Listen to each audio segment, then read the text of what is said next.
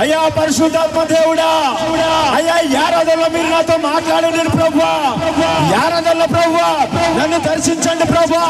ఎన్నిక లేని దానికే ప్రభువా, అయ్యా నా బంధువుల వద్ద, అయ్యా నా స్నేహితుల వద్ద, అయ్యా నా ఇరుగు వారితో, నా పొరుగు వారితో ఎన్నో నిందలు పడుతున్నాను తండ్రి. అయ్యా నా కుటుంబం అనేక సమస్యలు ప్రభా, చనిపోవాలి అనుకుంటున్నాను ప్రభా.